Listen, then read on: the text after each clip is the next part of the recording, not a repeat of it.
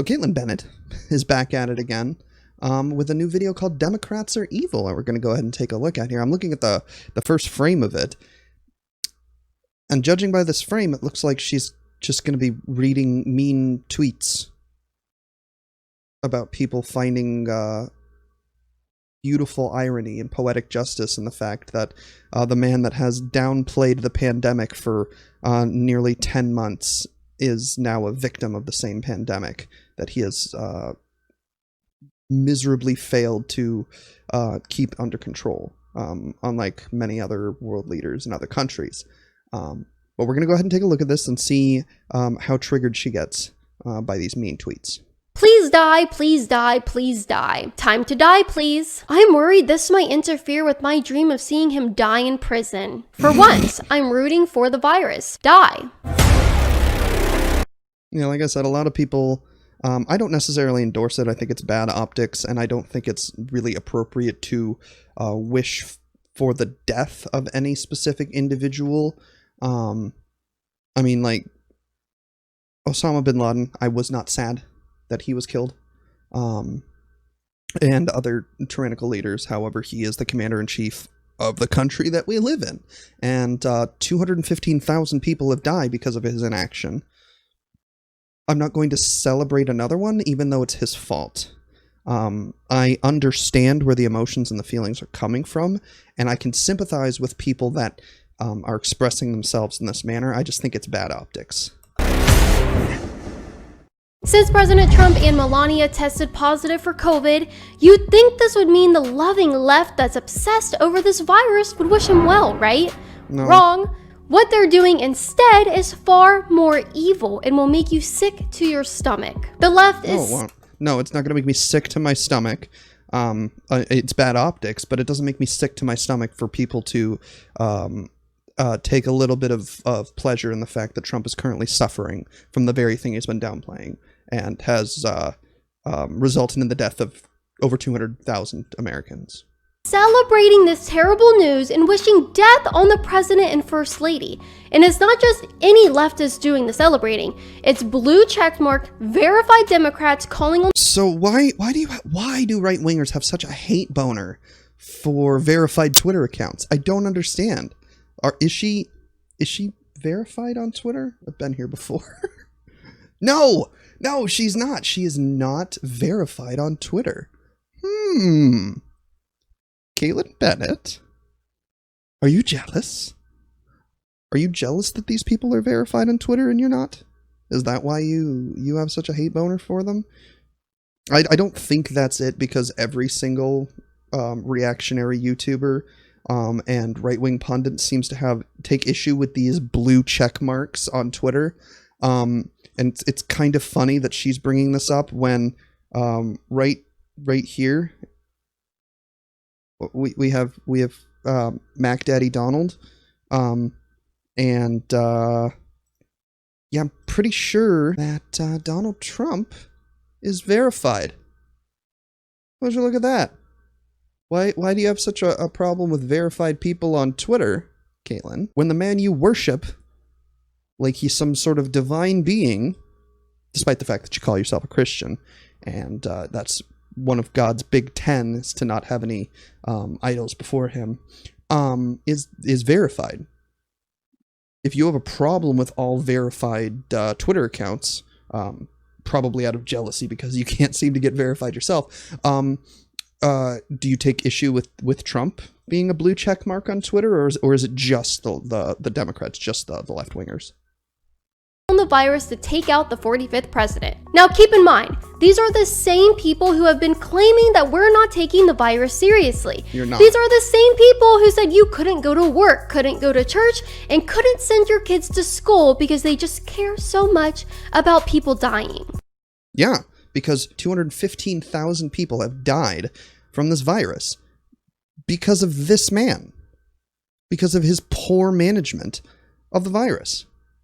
Other countries have managed it just fine. I think Japan has under 2,000 deaths, despite having about 40% of the population. If we scaled that up to our population, they'd have roughly 6,000, not 215,000 deaths. Yeah, the reason why we didn't want people to be going to work and kids to be going to school and people to be going to church or concerts or brunch or what have you is because those are ways that the virus spreads. Now, if a kid goes to school and contacts the virus, he or she might not get sick from it. And if they do, they will have very mild symptoms because younger people have very strong immune systems, and this disease predominantly severely affects the elderly and people with pre-existing conditions. But just because the kid's not going to die from it doesn't mean he's not going to pass it on to their parents who are going to go to work with old people that are nearing retirement that have weaker immune systems or compromised immune systems, or other people that would not be able to withstand the ravages that this virus has, and it would spread way further than it needs to because we just can't have remote learning environments. We can't keep from getting our hair cut for a while to save lives. We have to go to work despite the fact that our country can afford to pay people to stay home. Canada did exactly that. They've been paying their citizens $2,000 a month since the pandemic started to stay home, to social distance, and to avoid situations where they could spread the virus. The UK has done the same thing. I believe it's even more. They're paying something like 70% of everyone's wages, or at least they were before they were able to basically crush the virus in the UK. They were paying people 70% of their wages to stay home. We've gotten one check for $1,200, and unemployed people got an extra $600 on their unemployment checks. That's really all that our government was able to do for us. They weren't giving people the ability to stay home and continue paying into the economy by buying the essential things that they need. That's why we have an issue with people going to work, because it could spread it, and our government has not allowed us to stay home and be able to survive. But we all know that was a lie. And this video is going to prove the left never cared a thing about human lives. Let me dive right in. I doubt that. I doubt it's going to prove that we didn't care a thing about human lives. And read you some of these tweets to show you how truly depraved these people are. Daniel Golson tweeted, "I don't feel bad about hoping he dies because I've been hoping that since 2015. Blue checkmarked Lisa Curry wrote, She's gonna harp on the blue check mark every single fucking time, I guarantee it. I hope he suffers through this and dies as he's losing on election night. My God. So I just want to clarify for everyone. I don't personally hope that he dies from coronavirus. I hope that he has a very shitty time with it and barely pulls through, so that he can go and rot in a prison cell for the rest of his life for all of the atrocities that he's committed in office and all of the crimes that he's committed, all of the laws that he's broken, both in office and prior. Sober Rob tweeted, LMFAO, Trump gonna die. Rob Hoffman writes, he killed 200,000 people. Hope he dies a horrible death. I think this tweet is bad optics, and I don't agree with rooting for his death, but I understand the sentiment. I understand where these feelings are coming from. You're just playing outrage culture because it's somebody that you agree with. If Joe Biden had contracted COVID-19, I guarantee you, right-wingers would be doing the exact same fucking thing, hoping that he dies so that Daddy Trump doesn't lose in a landslide on November 3rd like he's going to. Who did he kill? These tweets I read. He killed 215,000 people through his inaction. You aren't just written from random people online. They are all from verified accounts on Twitter. See, again, verified accounts. The thing is, even if you're verified, you're still a random person when you take into perspective the amount of people in this country and the amount of people on the planet. Just because they're well known doesn't mean that they're any more special than if I were to tweet that. I haven't, but it wouldn't be any different than if I did. People just know who they are. And these tweets are just scraping the surface. I'm going to read you a lot more in a minute, some of which are even from congressional candidates in the Washington Post. As you guys know, I have so many things I want to say about how evil these people are, but I know if I tell you what I... Oh my god, she's gonna do it again. She does this every single fucking video. Every single fucking video, this bitch whines and complains like a little baby that shit her pants that YouTube and the big corporations are censoring her just like they're censoring all the other right-wingers. If you say ignorant, repugnant shit that this platform does not want to have on their site, they have every right to take it down. Just because you're a shitty person doesn't mean that they have to put up with your shit and broadcast what you have to say to the rest of the world. I'm sorry. If you're going to be a repugnant human piece of shit, they don't have to host you. I really think on here it might get me banned. If you want to watch my full uncensored opinions on this topic and more, visit libertyhangout.tv right now, because boy, is there a lot I have to say. These are the same people that just... I'm sure you have a lot to say. I've noticed that I think every single tweet that she's read has been from a white person. I guarantee you, and I'm not going to pay her money. But I guarantee you, you go to Liberty Hangout, watch the uncensored version over there, she's going to be tearing apart people of color that are talking about this. But you see, she can't let her mask slip on YouTube, otherwise they would completely deplatform her. Oh, and I also want to point out that only one of her videos, as far as I know, only one of her videos has been removed, and that was because she showed the face of a child that she was harassing in that video. Other than that, I don't think any of her other videos have been removed from YouTube. Last week were telling us it's insulting and inhumane to replace Ruth Bader Ginsburg in the Supreme Court so soon after she died. So they selectively cared about human life then, but not a week later? Or maybe what they really... No, because the Republicans are packing the court, and her dying wish was that she didn't get replaced until after the election. Again, I disagree with rooting for him to die. I would much rather him face the consequences of his actions and rot in prison. But just because people are being callous about the individual that's responsible for 200,000 people dying doesn't mean we don't care about human life. We care about human life a hell of a lot more than Donnie Trump over there. Really mean to say is that they only care about Democrat lives and not Republican ones. Do you guys remember when a girl told me this at the University of Central Florida last month? I hope you get corona and die for not wearing the right mask. Why am I supposed to believe the party that burns down businesses and puts millions of people out of... They're pimping their merch in the middle of the video. Oh my god, that's pathetic. ...work this year care a thing about human life? Why have we let them hold our country hostage all year and get away with it? You guys are in power right now. You guys have the White House. We don't have that much power in this country. We have the House. You guys have the Supreme Court, you have the Senate, and you have the White House. Just because there are governors that are listening to science rather than conspiracy doesn't mean we've been holding the country hostage. We've been trying to prevent death. That's what we've been trying to do. So accusing us of not caring about human lives, despite the fact that we have been fighting our hardest for the last 10 months to try and save lives, is a little rich. All they care about is their political agenda, and they are willing to do and support anything to get their way. Okay, and with that, let me read you some more disgusting tweets that I came across. Congressional candidate Steve Cox tweeted, "I hope they both die." But that wasn't his only tweet. After he got called out, he doubled down and wrote, "What if in the end both candidates die and COVID ends up saving the world?" Let's rapid fire through the rest of these. I'm surprised she doesn't take issue with the fact that this person wished death on Biden as well.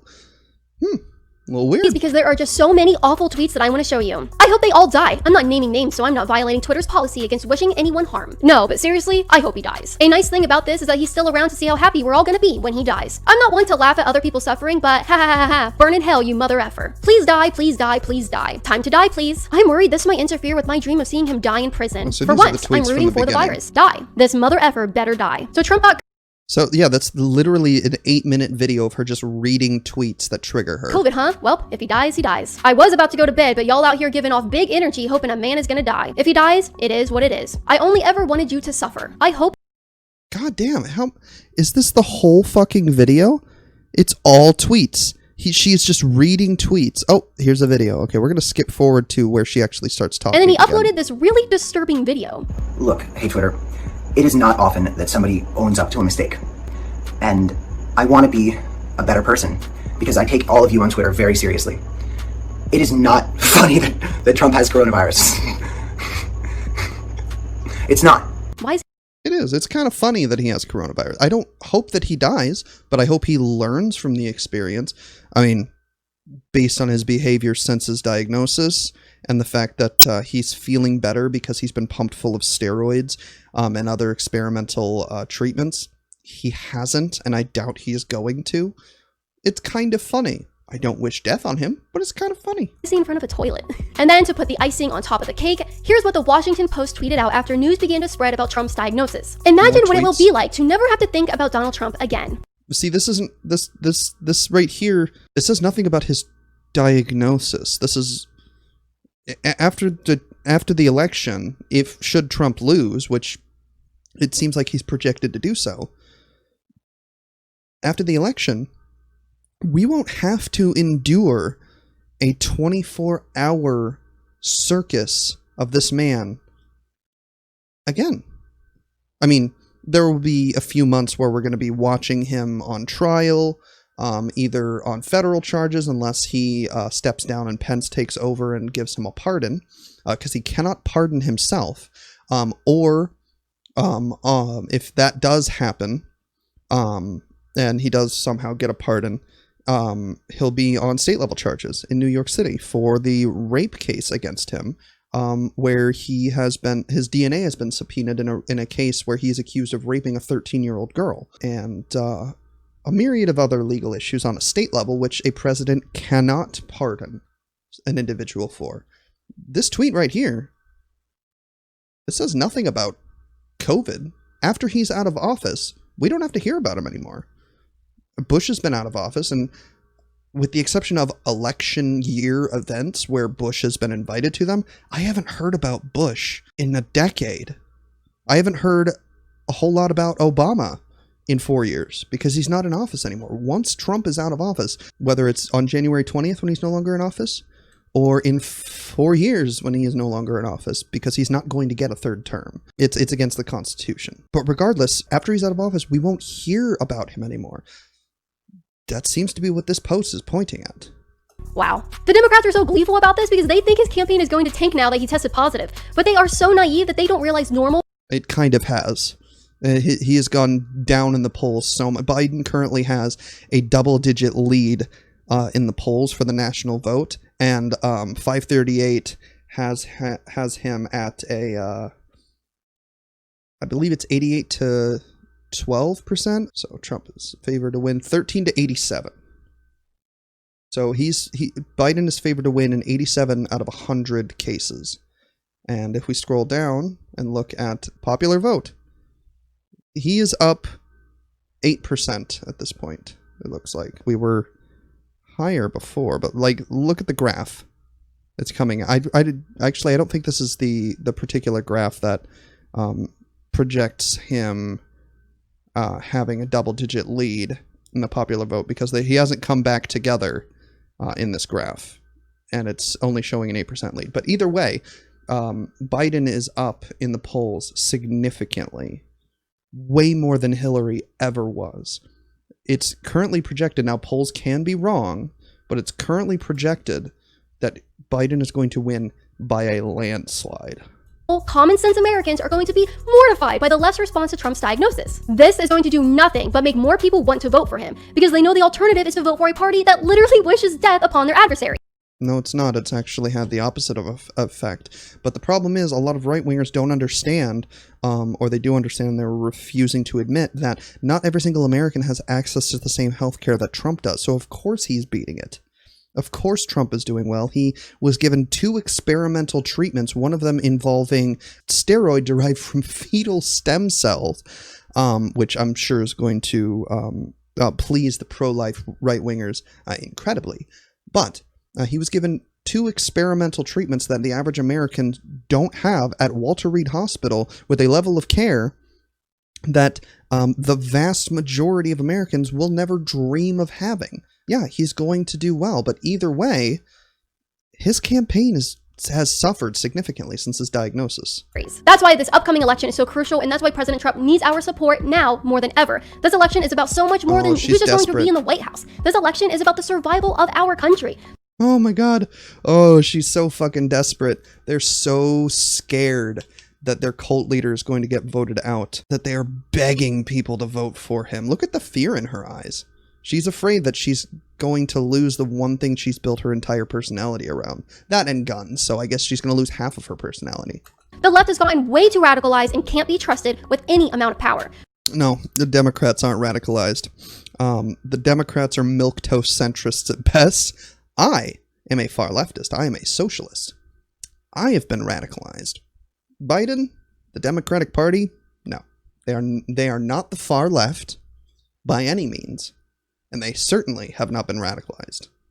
We need to show all the support we can for Donald Trump, and we need to be loud. You can get really awesome new pro-Trump and pro-America t-shirts. Okay, I think that's all she's going to have to say, and I don't really want to shill her merchandise for her. So, yeah, I think that's going to be it for this video. If you liked this video, feel free to drop a like, hit the subscribe button. My socials are right here. You can follow me on Twitch for my gameplay footage. If you want to come and hang out while I play some video games, follow me on Twitter. I always tweet before I go live and let you guys know when I upload a new video. I also have a Discord that you guys can join if you want to join the conversation. But until the next one, see you later.